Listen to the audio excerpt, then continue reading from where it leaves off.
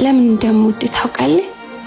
ጨዋነት የአንደበትህ ሕግ፣ ቅያሜን የማትፈልግ ደግነት የልብ ስፍራ፣ ክፋትን የምትፈራ በድካም በስንፍናዬ ቀኝ እጄ ደሞ ጀግናዬ ከመውደድ ማይበልጥህ ክብርህ ከዓይንህ ላይ ይታያል ፍቅርህ።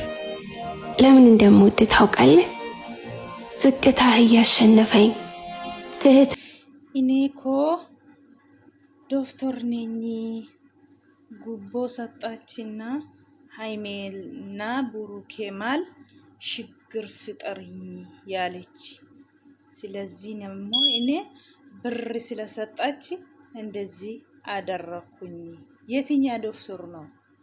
የትኛ ዶክተር ነው? ዶክተር ብር በልቼ እንደዚህ ያደረኩኝ ሚል ዶክተር አለ እንዴ? አራሼም ነው ምን ይሼ ነው? ወዴት ነገሩ? አይ ጉዴ ጉዴ ጉዴ ጉዴ። እንግዲህ እንዳያችሁ ነው። እኔ ዶክተር ነው፣ እሷ ደግሞ ብር ተከፍላ ለኔ እኔ ቡሩኬን ስለወደ ሃይሜና ቡሩኬ ማል ችግር ፍጠርኝ እኔ ቡሩኬ ወዳለሁ አለችና ብር ሰጣች። በዛን ጊዜ እኔ ደግሞ ብር አገኘ እንደዚህ ያደረኩ ምን ማለት ነው? ይሄ ውሸት ዶክተር ነው? እውነት ዶክተር ነው? ግራ ገባችሁኝ። አሁንስ ግራ ገባችሁኝ። እውነቴ ነው የምላችሁ። አሰላሙ አለይኩም ወራህመቱላሂ ወበረካቱ። አሸማ ሀርከፉኔ አከም ጅርቱ ኡመተ ቃሊ ኡመተ ቀሽቲ ኡመተ ቃሊ ጅርተኒ ነጋ ቀብደኒ በገጅራተኒ እንዴት ናችሁ? ሰላም ናችሁ አላችሁ? ውድ ቤተሰቦች እንዴት ቆያችሁ? አልን መቴነር እንግዲህ መቴነር ዛሬ ደግሞ የት አንድ ሰውዬ እነ ዶክተር ነው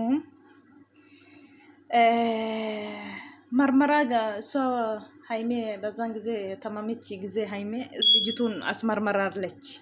በዛን ጊዜ ብር ተከፍላ ነው የኔ ልጅቱ እሷው የሷ ልጅ ነው ባሊ ሲጠይቁ እኔ እነሱ ማሉ ችግር ፍጠሪኝ አለችና ብር ሰጣች። ደግሞ ነው ብር ያገኙኝ እነሱ ማልገብቼ እንደዚህ ያደረኩኝ ያለ ሰውዬ መጥተዋል። እንግዲህ አለ የለም አይባልም። ኢትዮጵያ ውስጥ ብር እኮ ነፍሲ አይተካም እንጂ ሚሰራ ብር ካገኛችሁ ሁሉም ነገር ታውቃላችሁ። ኢትዮጵያ ውስጥ ምን እንደሰሩ ማለት ነው። አብርሽ ጊዜ አይታችኋል። አብርሽ ያንተ ነው ልጁ አሉ ውጤቱ ሲመጣ ራሱ አይታችኋል አይደለም? ይሄ ነው ለብር ሁሉም ነገር ትሰራላችሁ። ግን የትኛ ዶክተር ነው እኔ ብር በልቼ እንደዚህ ያደረኩኝ የሚል ዶክተር ራሱን እንደዚህ ያወጣ ወደ ካሜራ የሚመጣ ዶክተር የትኛ ነው? ይሄ ጥያቄ ነው ያኔ። ኢሰከም ዶክተሪ ብሪና ላቴ ጀናኒ ሳለማኒቲን አከስ ጎዴ አማጋኩኒ ዶክተር ጀዴ ዱፌ ጀቹ ዶክተር ጀዴት ካሜራ ረተስ ባይራ ጀቹ ምክንያን ሃይሜ ቡሩኬን ኡኩሰቴፊኒ ሳቲ ሰነቲ ጊዜ መርመራ ብሪና ከኒቴ ሙጫን ካንሳትሌ አከጀቱ ጀቴቲኒ ነደጎንጎርሲስቴ ከነኬሰ ነገሽቴ ጀደ ጊዜ ኡመተ ተጃሊሉፍ ገራ ዶክተር ማቴስ ገርማ ወንዳቱ ጊዜ ገሉ ነምኒ ጀቹዳ ዋዳ ገሌቲ ዱፋ ጀቹዳ ብሪ ፈቶንታይ ዋዳ ኡመተ ገለገሉፍ ኡመተ አካ አንፌ ወቴ ነምኒ ወጂ ሞቱማ ኬሰቲ ወጭ ሴኑ ጀቹዳ ዋዳ ገሌሴና ጀቹዳ ዶክተሮን ኬሱማ ጀቹዳ አካ ፖሊሶታ ከና ዶክተር ከና ኡመተ ሳኒ ዋዳ ገለኒት ሴን ዋዳ ገለኒ ኡመተ ሳኒ ተጃጅሉፍ ጀቹዳ ኢሳ ከምኒ ዶክተር ብሪኛ ጀዴ ኛቹ ጀቹ ሚቲ ኛተኒ ጀቹ ሚቲ እኒ ዋን ማንጅሩዳ ኢፋ ብልሰቲ ገሩ ጋ ካሜራ ተሱፌ አኒ ብሪና ላቴ ከና ነጎቴ ከንጀዱ ዶክተር ሰከሚዳ ስለሌ ጥቂሚው ጀተኒትሞ ግሪ ከሰዋ ዱፈ ጀተኒቲ ዱጋርቢ ካናንለ ነው ዱፍተኒ ቡኬስ ነበር ጀባዳ ማልቱ ነው ዲበን ሲንቱ አቺ ገዲ ቡኬስ ነው ገዲ ሰኑት አሲ ወል ቡኬስና ማለት ነው ገሸነ subhaanallah. Akkuma argitan egaa sa'aatii sanatti birrii naa kaffalameenii kana keessa galee dogongora kooti. Ani uummata qofa otoo hin ta'in birrii fida. Dogongoreen wanta birrii naa laatteef kana keessa galee kan inni jedhaa jiru jechuudha. Dhugaa rabbii Abrishiinuu kanaan dura akkuma argitan yoo ta'e Abrishiin birrii mucaan kan keeti jedhanii marmara wuxxeetii gaafa dhaqamu wuxxeetii sanallee birriitiin bitanii ani isaan gochaa turan argitaniitu jedhee yaada Abrishiin. Ammallee wanta hafuu miti kun dhugaatti yoo isheen deessellee wanta hafuu hin jiru ayyuun gaafa deessee jechuudha. Mucaan kan burukeeti ammallee burukeetiitti miti gaafa sanas akkas jechuun waan hin hafne namni birriitiin waan hin hojjenne hin qabu birriitiin lubbuun bitu lubbuun ooshu. Rabbi tfaxxare wanta ta'eef jechuudha. Kana bichaa dadhabdee ilmi namaa malee waan dadhabdee hin qabdu gara biraa. Lubbuu nama keessatti dhuumuu hin dandeessu. Gaafa guyyaan ga'ees nama hambisuu hin dandeessu.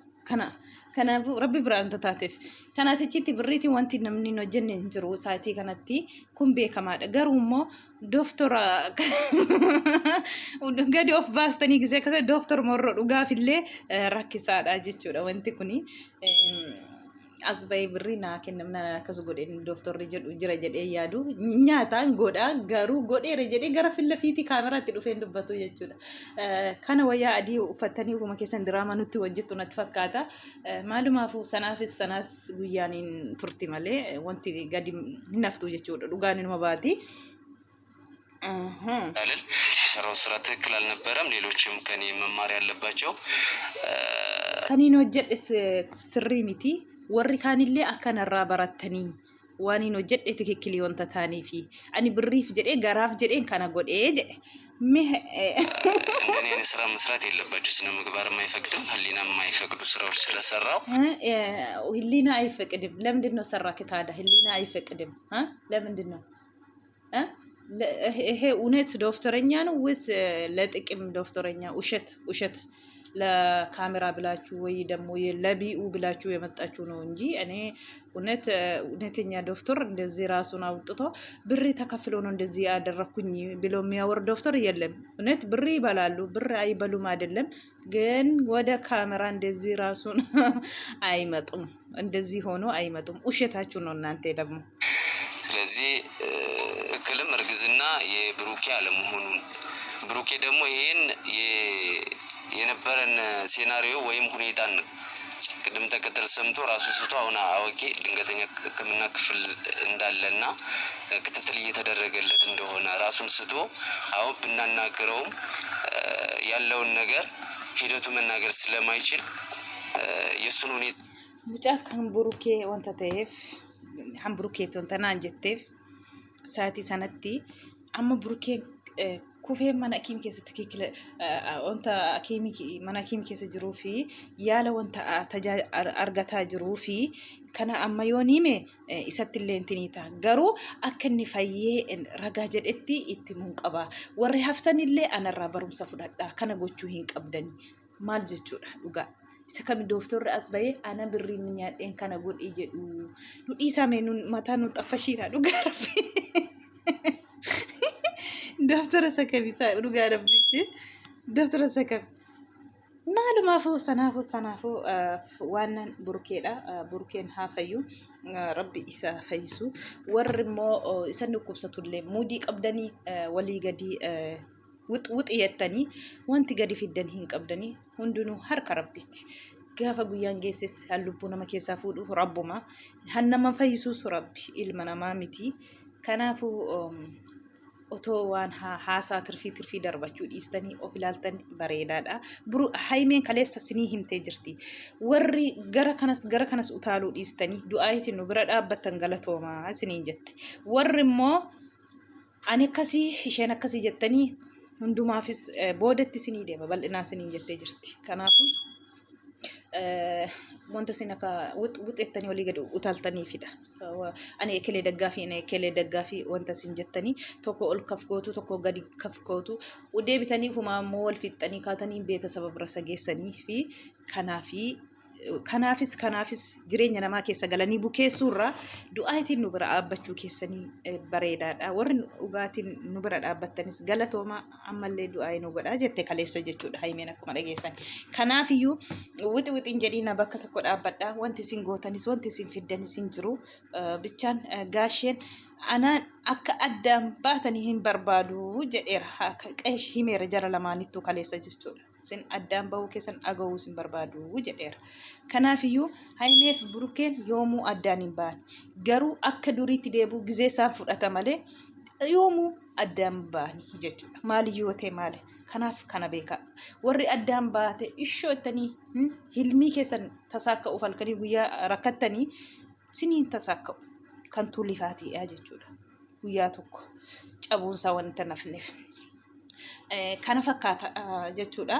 Kanaafi dooftorri egaa akkuma argitanii birrii nyaadhiin kana godhe jedhaniiru dooftorri. Dooftora dhugaa toon ta'in kuni dhugaa rabbi waan baranaa kana dhugaa waanuma haasofne waanuma dhiisnu walii wallaalle irra dhubu. Akkuma barbaadan nu keessaa magan nu gadhiisa maan nu gasheenuutiin dhugaa rabbi. Waan baay'eetu jira wanti birriin hin goone hin jirtu jechuudha. Dhuguma hin hojjetti.